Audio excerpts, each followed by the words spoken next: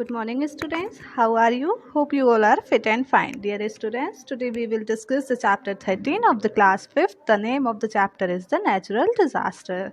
बच्चों, आप जानते हैं नेचुरल डिज़ास्टर का मतलब क्या होता है? नेचुरल डिज़ास्टर का मतलब होता है प्राकृतिक आपदा। आपदा मतलब कोई भी ऐसी मुसीबत जो अचानक आ जाती है और जो नेचर के द्वारा हमें मिलती है। ऐसी विपत्ति जो नेचर के द्वारा हमें मिलती है वो क्या कहलाता है? हमारा नेचुरल डिज़ास्टर। तो हम डिटेल में पढ़ते हैं डिज़ास्टर क्या होता है और नेचुरल डिज़ास्टर कौन कौन से होते हैं, फिर उनके बारे में हम डिटेल स्टडी करेंगे।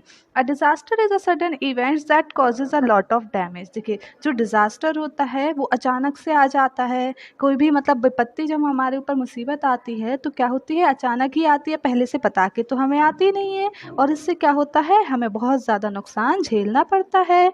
Natural disasters are caused by extreme condition of weather or change that take place inside the earth।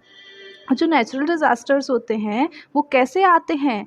या तो जो वेदर है, मौसम है, उनमें चेंजेस होगा, या जो अर्थ है, अर्थ के अंदर या अर्थ के बाहर कुछ चेंजेस होते हैं जिसकी वजह से क्या होता है? नेचुरल डिज़ास्टर आ जाते हैं। अब कौन कौन से नेचुरल डिज़ास्टर्स होते हैं? देखिए, जब बहुत तेज़ विंड बहती है, जो स्ट्रॉन्ग विंड्स चलने लगती हैं, या बहुत तेज़ बारिश होने लगे, टेम्परेचर एकदम से बहुत तेज़ हाई हो जाए, या फिर अर्थ में कोई चेंजेस आते हैं, तो इससे क्या होता है? हमारा जो इन्वायरमेंट है वो बहुत ही ज़्यादा सीवियरली डैमेज हो जाता है। लाइफ का नुकसान होता है, बहुत सारी ज़िंदगियाँ चली जाती हैं और प्रॉपर्टीज़ का भी बहुत ज़्यादा नुकसान होता है। और ये ऐसा ही नहीं है कि जिस समय पर आया सिर्फ उसी समय ये नुकसान देता है, इसका जो इफ़ेक्ट पड़ता है वो बहुत लंबे समय तक हमें झेलना पड़ता है। Let us learn about some natural disasters that can affect our life in big way. अब कुछ नेचुरल डिज़ास्टर्स के बारे में हम जानेंगे जिससे हमारी लाइफ बहुत प्रभावित होती है। पहला है हमारा earthquake. First one is the earthquake. Earthquake is the most disastrous natural calamity for Mankind. जो सबसे भयानक कैलेमिटी होती है, जो सबसे ज़्यादा नुकसान पहुंचाती है, वो कौन सी होती है? अर्थक्वेक होती है। अर्थक्वेक मतलब होता क्या है? अर्थक्वेक का हिंदी मीनिंग होता है भूकंप। अर्थक्वेक को हम क्या बोलते हैं? भूकंप बोलते हैं। और भूकंप आता कब है? जब जो हमारी अर्थ होती है, अर्थ के अंदर कुछ टेक्टोनिक प्लेट्स होती हैं और वो क्या होती हैं? या तो वो टेक्टोनिक प्लेट एक दूसरे से बहुत दूर दूर हो जाएंगी या एक दूसरे पर स्लाइड करेंगी, तो जो हमारी अर्थ है, अर्थ का जो सरफेस होता है वो शेक करना स्टार्ट होता है। मतलब हमें ऐसा लगता है कि जो हमारी अर्थ है वो शेक हो रही है। और शेक होने से क्या होता है? जो बिल्डिंग्स होती हैं, जो प्रॉपर्टीज़ होती हैं, जो इलेक्ट्रिक पोल्स वगैरह होते हैं, वो गिर जाते हैं, डैमेज हो जाते हैं, पूरा डिस्ट्रक्ट हो जाते हैं और बहुत सारी ज़िंदगियों का नुकसान होता है। ठीक है बच्चों, अब हम पढ़ते हैं। Most often an earthquake means a little ground shaking for a few second. देखिए, जो अधिकतर हम जो जानते हैं, जो भूकंप को हम क्या बोलते हैं? Little shaking of the ground. Ground का थोड़ा सा शेक होना कुछ सेकेंड्स के लिए। और जब भी कुछ थोड़े समय के लिए या कुछ सेकेंड्स के लिए माइनर अर्थक्वेक आता है तो इससे ज़्यादा कोई नुकसान नहीं होता है। लेकिन क्या होता है? But in the case of a severe earthquake, जब जो भूकंप होता है वो भयानक होता है, तो जो अर्थक्वेक्स होती हैं, अर्थक्वेक में क्या होता है? जो टेक्टोनिक प्लेट्स होती हैं अर्थ की सरफेस पर, वो क्या होती हैं? Move apart. या तो वो दूर दूर चली जाएंगी या एक दूसरे के ऊपर स्लाइड करेंगी। और इससे क्या होता है? जो अर्थ का सरफेस होता है वो टूट जाता है। ठीक है, और अर्थक्वेक और इसी को हम क्या बोलते हैं? अर्थक्वेक बोलते हैं। अब देखिए, जिस जिस लॉजी या जिस study the study of the earthquake is called seismology. जो सीस्मोलॉजी होती है उसमें हम क्या करते हैं? अर्थक्वेक के बारे में पढ़ते हैं।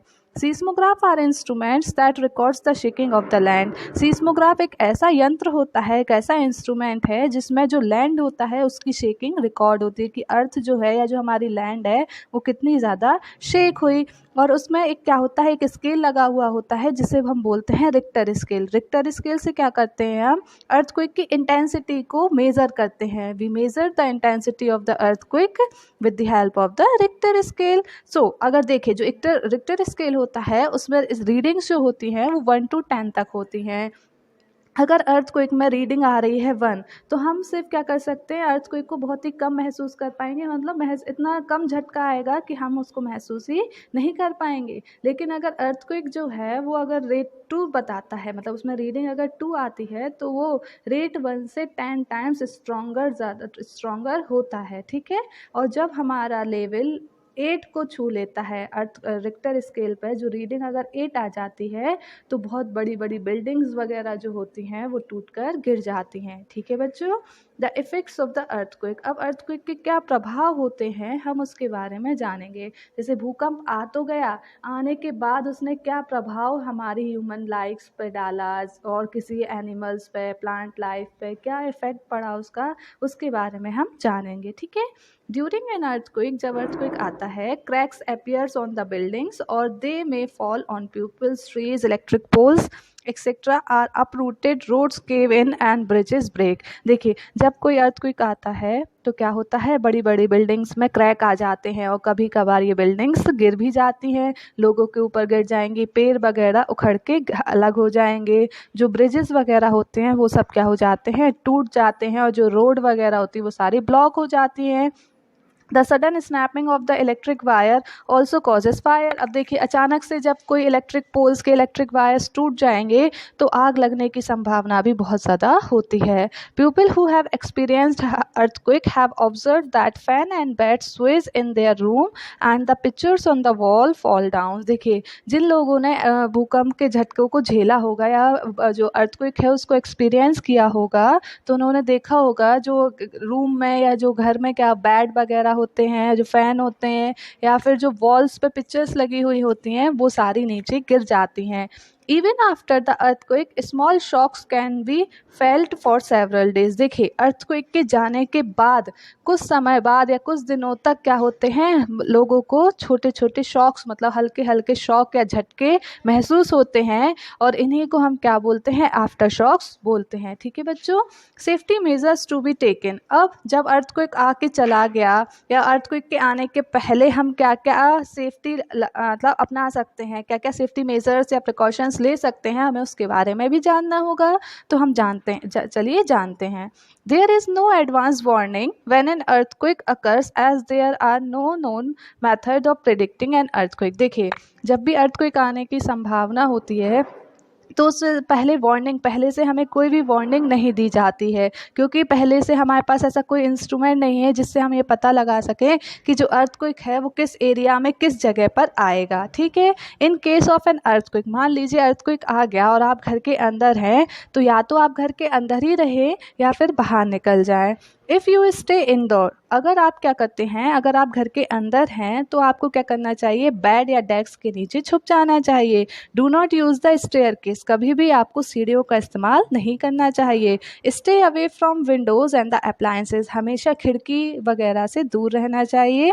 इफ़ यू आर आउटडोर, लेकिन अगर आप घर के बाहर हैं, go to an open ground, तो आपको क्या करना चाहिए, खुले एरिया में रहना चाहिए। Stay away from the high rise buildings, trees, power and the electric phone cables और anything else that might fall on you.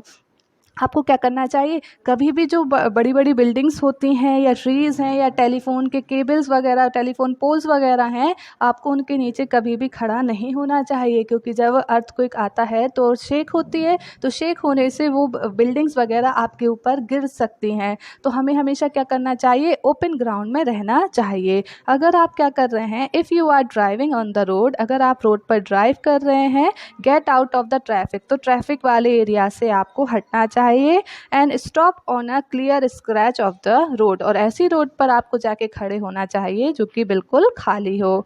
Do not stop on a bridge, कभी भी आपको ब्रिज पर नहीं रुकना है, मतलब आपको कार कभी भी ब्रिज पर नहीं रोकनी है।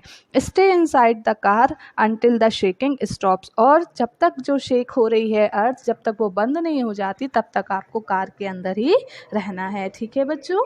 अब हम पढ़ते हैं, देखिए अर्थक्वेक के बारे में हम लोग ने सारा पढ़ लिया। अर्थक्वेक क्या होता है, हम किस स्टडी ऑफ अर्थक्वेक को सिस्मोलॉजी बोलते हैं, सिस्मोग्राफ क्या होता है, रिक्टर स्केल क्या होता है, अर्थक्वेक के इफेक्ट्स क्या क्या होते हैं और उसके सेफ्टी मेजर्स कौन कौन से होते हैं। ठीक है बच्चों। अब हम पढ़ते हैं वॉल्केनोज के बारे में। A volcano is an opening or a rupture in a planet surface or the crust which allows hot and molten rocks, ashes and gases to escape from below the surface. ठीक है, देखिए पहले तो volcanoes, volcanoes क्या होता है? Volcanoes को हिंदी में बोलते हैं ज्वालामुखी। क्या बोलते हैं बेटा? ज्वालामुखी। अब ज्वालामुखी होता क्या है, कभी आपने देखा है? देखिए जो आपके सामने ये पिक्चर नज़र आ रही है ये वॉल्केनो की ही है। वॉल्केनो क्या होता है, देखिए कैसे बनता है वॉल्केनो, ठीक है, हम ये जानेंगे।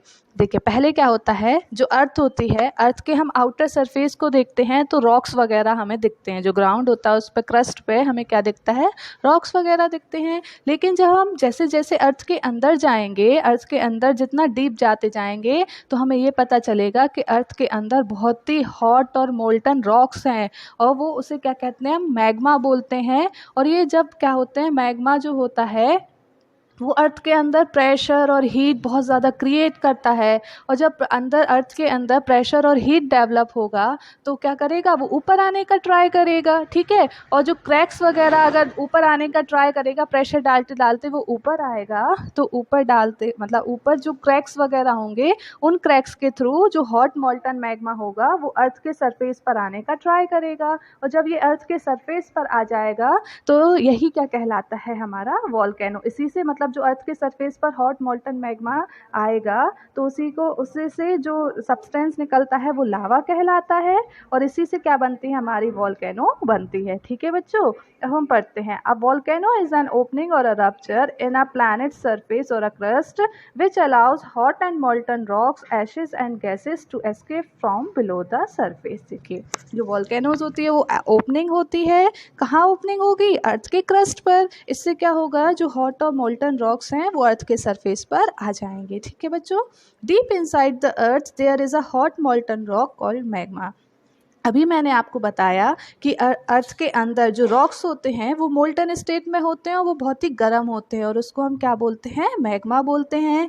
यही मैग्मा क्या होता है? ऊपर के चैम्बर में आकर कलेक्ट हो जाता है। This magma comes up and collects in a chamber. When the pressure in this chamber builds up and the magma finds a release through a vent, a opening or a crack in the crust of the earth. देखिए जब क्या होगा, जब जो magma होता है वो बहुत ही गर्म होता है, हॉट होता है, तो वो क्या होगा? एक्सपैंड होगा। एक्सपैंड होने से क्या होता है? वो अर्थ के क्रस्ट पर प्रेशर डालेगा, और जब ये प्रेशर इतना ज़्यादा हो जाएगा कि वो जो अर्थ क्रस्ट है वो उसको सहन नहीं कर पाएगा, मतलब उस अर्थ की क्रस्ट इस प्रेशर को झेल नहीं पाएगी, तो अर्थ की क्रस्ट क्या हो जाएगी? फट जाएगी। और यही फटने से क्या होगा? जो हमारा हॉट मोल्टन सब्सटेंस है वो अर्थ के सरफेस पर आ जाएगा। ठीक है बच्चों, a volcano is formed when gas, pieces of rocks and lava erupts from the vent. When the magma erupts through the earth's surface, it is called the lava. देखिए लावा और मैग्मा में क्या डिफरेंस होता है? जब जो हॉट मोल्टन रॉक्स होते हैं वो अर्थ के सरफेस के अंदर होते हैं तो हम उसी सब्सटेंस को मैग्मा बोलते हैं। लेकिन जब वो अर्थ के सरफेस के बाहर आ जाते हैं तो हम मैग्मा नहीं बोलते, अब हम उसको क्या टर्म देंगे? अब हम उसको लावा बोलेंगे। ठीक है बच्चों, on cooling it becomes a volcanic rock. और जब यह लावा ठंडा होता है तो ये किस में कन्वर्ट हो जाता है? वॉल्केनिक रॉक में कन्वर्ट हो जाता है। मतलब जब भी कोई चीज़ ठंडी होगी तो ठंडी होकर वो सॉलिड फॉर्म लेगी, और सॉलिड फॉर्म होकर किस में कन्वर्ट हो जाएगा? रॉक में कन्वर्ट हो जाएगा। The hollow top of the volcano that is shaped like a bowl is called a crater. और देखिए जब अर्थ के सरफेस पर आएगा तो एक बाउल जैसा शेप ले लेगा, और उस बाउल जैसे शेप को क्या बोलते हैं? क्रेटर बोलते हैं। The release can be quiet and gentle in which the lava just flows out। अब देखिए जो रिलीज़ होता है वो या तो बहुत ही मतलब जेंटल हो सकता है जिससे कि लावा बाहर आ जाए, लेकिन जब ये जेंटल होगा तो ज़्यादा नुकसान नहीं पहुंचाता है। कुछ एरिया में ये माउंटेन जैसा फॉर्म कर लेगा, लेकिन जब ये बहुत ही ज़्यादा वॉयलेंट होता है, जब बहुत भयानक तरीके से जो लावा है वो बाहर आता है, तो इससे धमाके के साथ ये बाहर आता है। ठीक है बच्चों, the lava and the ash that is thrown out collects and after repeated eruption it forms a mountain once it cools down. और यही लावा जब एक बार निकलेगा निकलेगा, 2 बार निकलेगा, ये प्रोसेस रिपीट होती रहती है, तो ये क्या बना लेता है, बहुत बड़े बड़े माउंटेन्स बना लेता है जब ये ठंडे हो जाते हैं। ठीक है, अब हम वॉल्केनोज के टाइप के बारे में पढ़ेंगे। There are 3 types of volcanoes. हमने वॉल्केनोज तो जान लिया वॉल्केनोज होते क्या हैं, लेकिन अब वॉल्केनोज कितने टाइप के होते हैं हम इसके बारे में रीड करेंगे। जो वॉल्केनोज होते हैं वो हमारे 3 टाइप्स के होते हैं, active volcanoes, dormant volcanoes and the extinct volcanoes. ठीक है बच्चों, अब हम एक्टिव वॉल्केनोज के बारे में जानेंगे। एक्टिव वॉल्केनोज क्या होते हैं? Active volcanoes are those that have erupted in the last 10,000 years and can erupt again. देखिए, एक्टिव वॉल्केनोज वो वॉल्केनोज होते हैं जो पिछले 10,000 ईयर्स से फटते आ रहे हैं। इरप्ट मतलब फटते आ रहे हैं, इनमें से लावा निकलता आ रहा है और फ्यूचर में भी ये क्या होते रहेंगे, इरप्ट होते रहेंगे। तो ऐसे वॉल्केनोज क्या कहलाते हैं, हमारे एक्टिव वॉल्केनोज कहलाते हैं। एक्टिव वॉल्केनोज का कोई एग्जाम्पल पूछ ले तो mount Etna of Italy. Mount Etna of Italy is an example of the active volcanoes. ठीक है, अब हम डॉर्मेंट वॉल्केनोज जो हमने पहला पढ़ लिया, हमारा पहला कौन सा था वॉल्केनो, एक्टिव वॉल्केनो। अब सेकंड वन क्या है, डॉर्मेंट वॉल्केनोज, और थर्ड जो होगा वो एक्सटिंक्ट वॉल्केनोज होगा। ठीक है, अब हम डॉर्मेंट वॉल्केनोज के बारे में पढ़ेंगे। A dormant volcano is in a state of a slip. जो डॉर्मेंट वॉल्केनोज होता है वो ऐसा होता है कि एक तरह से नींद में चला गया। नींद में चला गया क्या मतलब क्या है, ये पास्ट में इरप्ट हो चुका था, मतलब ये वॉल्केनो ऐसा हुआ कि जो पास्ट में ये एक बार इरप्ट हो चुका है और अभी इरप्ट नहीं हो रहा है। प्रेजेंट टाइम में ये क्या नहीं हो रहा है, इरप्ट नहीं हो रहा है, लेकिन फ्यूचर में इसके इरप्ट होने की संभावना है। ठीक है, तो और इसके एग्जाम्पल्स क्या क्या है, माउंट किया जो कि हवाईन आइलैंड में है यूएसए में, ये डॉर्मेंट वॉल्केनो का एग्जाम्पल है। ठीक है, अब हम एक्सटिंक्ट वॉल्केनोज के बारे में पढ़ेंगे। एक्सटिंक्ट वॉल्केनोज वो वॉल्केनोज होते हैं जो एक बार पास्ट में क्या हो चुके थे, ये इरप्ट हो चुके थे, लेकिन अब प्रेजेंट टाइम में और फ्यूचर टाइम में ये इरप्ट नहीं होंगे, इनकी कोई इरप्शन की कोई भी संभावना नहीं है। ठीक है, और ये क्या कहलाते हैं, हमारे extinct volcanoes. Extinct volcanoes are those that have been inactive for the thousands of years and are not expected to erupt again। और एग्जाम्पल क्या है एक्सटिंक्ट वॉल्केनोज का, माउंट पॉप इन म्यांमार। ठीक है बच्चों, अब हम ड्रॉट के बारे में जानेंगे। ड्रॉट क्या होता है, a drought is caused when there is a very little or the no rainfall for a long time. Drought मतलब होता है सूखा पड़ना। ठीक है, देखिए जब बहुत लंबे समय तक बारिश नहीं होती है और बिल्कुल भी क्या हो जाए, पानी की बहुत ज़्यादा कमी हो जाए, तो हम क्या कहते हैं, ड्रॉट आ गया। ठीक है, the amount of water in river, lakes, dam and wells drops and there is little water for living things to use. जो पानी का लेवल होता है रिवर्स में, लेक्स में, डैम्स में, वेल्स में, वो बहुत ज़्यादा कम हो जाता है, लेवल उसका बहुत लो हो जाता है, और जो वाटर होता है लिविंग बींग्स के यूज़ के लिए उसकी कमी होने लगती है। A drought can lead to the crop failure and therefore food shortage. देखिए, अब जब सूखा पड़ेगा, मतलब जब पानी नहीं गिरेगा, जो वाटर है वो फॉल नहीं होगा, तो क्रॉप्स वगैरह भी प्रॉपरली ग्रो नहीं कर पाएंगे, और जब क्रॉप्स नहीं ग्रो हो पाएंगे तो खाने की कमी होगी, और जब खाने की कमी होगी तो उसे हम क्या बोलते हैं, फेमाइन बोलते हैं, या हिंदी में क्या बोला जाता है, भुखमरी बोला जाता है। ठीक है बच्चों, the effects of the drought. अब ड्रॉट के क्या क्या प्रभाव हैं। A drought leads to a decrease in the amount of water available to plants and animals causing their death. अब देखिए, जब जहाँ पे पानी की कमी होगी तो क्या होगा, प्लांट्स और एनिमल्स प्रॉपरली सर्वाइव नहीं कर पाएंगे और उनकी डेथ शुरू हो जाएगी। This lead to less food beings available for the animals and the peoples. अब देखिए, इससे क्या होगा, जो तो पानी की कमी होगी, पानी की कमी से क्या होगा, एनिमल सर्वाइव नहीं कर पाएंगे। दूसरा रीज़न क्या होगा, दूसरा खाने की कमी हो जाएगी, तब भी एनिमल्स और प्लांट्स और ह्यूमंस पर प्रभाव पड़ेगा। और इससे क्या होता है, जब प्लांट्स ग्रो नहीं कर पाएंगे तो जो सॉइल है वो इरोड होना स्टार्ट हो जाएगी और सॉइल इरोजन होने लगेगा। ठीक है बच्चों, अब हमें इसके सेफ्टी मेजर्स क्या हैं, हम ड्रॉट से कैसे बच सकते हैं। During a drought, it is very important that everyone does their best to conserve water। देखिए, जब ड्रॉट होता है मतलब सूखा पड़ता है, तो ये हर एक व्यक्ति का कर्तव्य होता है कि वो पानी को बचाकर रखे। Water conservation consist of the practice such as getting leakage taps repaired leakage steps repair, taking bath with the bucket water instead of the shower. देखिए हमें क्या करना चाहिए, वाटर कंजर्वेशन के मेथड को अपनाना चाहिए। अब वाटर कंजर्व कैसे कर सकते हैं, जैसे कि जो हमारे घरों में टैप्स वगैरह लीक होते हैं उनको जल्दी से जल्दी, जितना जल्दी हो सके उसको रिपेयर करवाना चाहिए। हमें कभी भी शावर से बात नहीं लेनी चाहिए, बकेट में पानी भरकर फिर बात लेनी चाहिए, क्योंकि शावर से क्या होता है, बहुत ज़्यादा पानी वेस्ट होता है। और सबसे अच्छा मेथड है एफॉरेस्ट्रेशन। एफॉरेस्ट्रेशन का क्या मतलब होता है, planting more and more trees. हमें ज़्यादा से ज़्यादा पेड़ को लगाना चाहिए, क्योंकि पेड़ क्या करते हैं, जो ट्रीज होती है वो हमारे रेनफॉल में मदद करती हैं। ठीक है, people must also practice rain water harvesting, और सभी लोगों को रेन वाटर हार्वेस्टिंग की प्रैक्टिस भी करनी चाहिए। अब रेन वाटर हार्वेस्टिंग क्या होता है, रेन वाटर हार्वेस्टिंग वो मेथड होता है जिसमें हम जो बारिश होती है, बारिश का पानी जो होता है वो अपनी रूफ पर, छत पर क्या करते हैं, उसको कलेक्ट करते हैं, और कलेक्ट करने के बाद वही जो वाटर हमने कलेक्ट किया उसको हम क्या कर सकते हैं, यूज़ कर सकते हैं for bathing purpose, washing purpose. ठीक है बच्चों, अब हम पढ़ते, देखिए हमने किस किस के बारे में पढ़ लिया, हमने 3 नेचुरल डिजास्टर्स के बारे में पढ़ लिया। First one is the earthquake, second one is the volcanoes and the third one is the drought and the famine. ठीक है बच्चों, इस वीडियो में हम इतना ही पढ़ते हैं। अब हम सेकंड जो इसकी नेक्स्ट वीडियो आएगी उसमें हम किसके बारे में जानेंगे, फ्लड के बारे में, और एक्स्ट्रा जो भी चीज़ें हैं हम उसके बारे में डिस्कस करेंगे। Thank you.